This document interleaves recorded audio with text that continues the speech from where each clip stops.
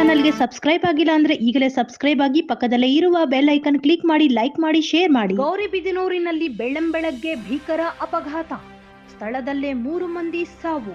ಚಿಕ್ಕಬಳ್ಳಾಪುರ ಜಿಲ್ಲೆಯ ನಗರಗೆರೆ ಬಳಿ ದುರ್ಘಟನೆ, 3 ಸ್ಥಳದಲ್ಲೇ ಸಾವನ್ನಪ್ಪಿದ್ದು, ಓರ್ವನ ಸ್ಥಿತಿ ಗಂಭೀರ.